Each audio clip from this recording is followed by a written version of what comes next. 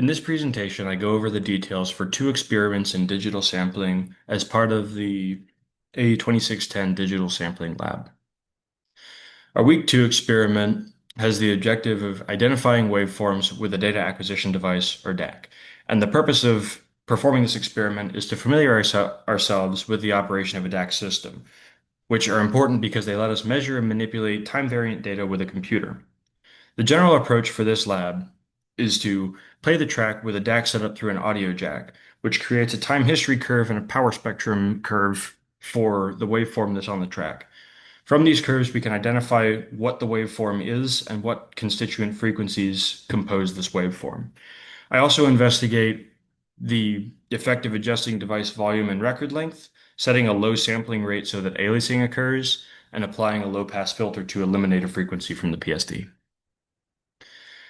The identities of each waveform are shown in this table, along with the principal frequencies and what other frequencies are present in the PSD.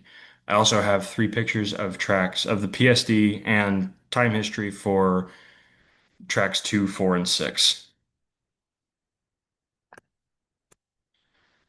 So some other observations that I made is that decreasing the device volume decreases the amplitude of the time history, which is expected. However, a consequence of this is that noise takes on a more dominant role in the time history, so it appears more prominent in the time history curve.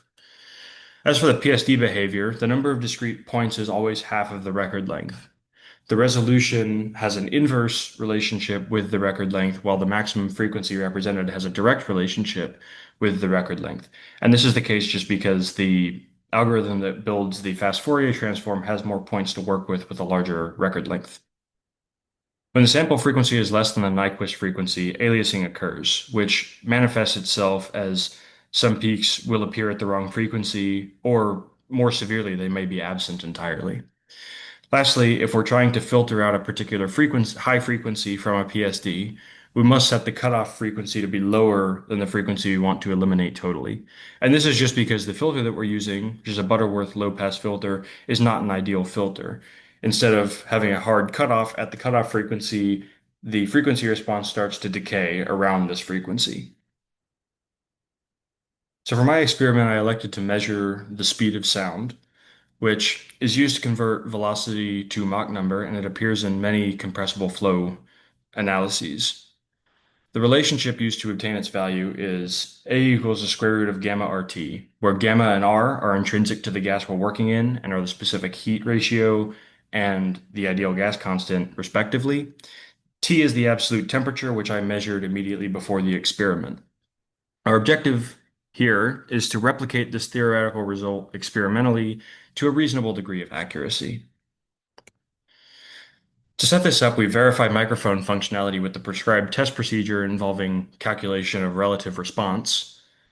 This shows suboptimal performance because it varies so much, but since the PSD is not really needed for this experiment, we ignore this and continue anyway. We performed this experiment with a wall behind the biotech quad late at night, and I did this because the wall was made of a dense material, so it is acoustically reflective. There are a few extraneous objects such as tables, chairs, and other walls nearby. And when it's late at night, there's no noise from cars, appliances, or people to corrupt the time history.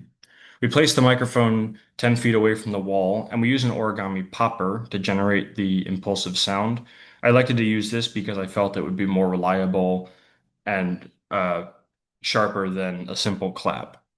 Finally, we note the ambient temperature in Atlanta for the sake of comparison. I snapped the popper from behind the microphone 10 times, which generates two peaks in the time history, one as it passes the microphone for the first time, and a second after it reflects off the wall. We find the time increment between the two peaks, and the speed of sound is given by twice the distance between the microphone and the wall divided by this time increment. And from this, my result is 1,176 feet per second for the speed of sound, which is the median of 10 trials because the data was skewed.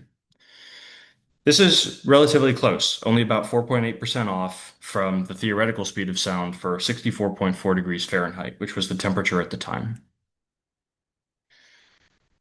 I want to address some possible sources of this error. So one, I noticed that the wall was slightly angled, so it was hard to determine the exact distance between the microphone and the wall.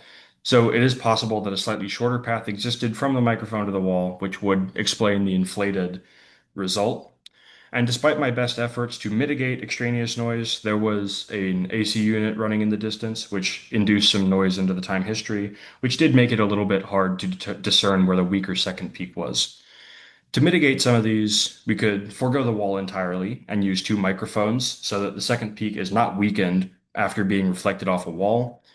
We need to perform the experiment where there's no ambient noise. Could use something a little bit more scientific than a paper popper, having more purpose for this experiment.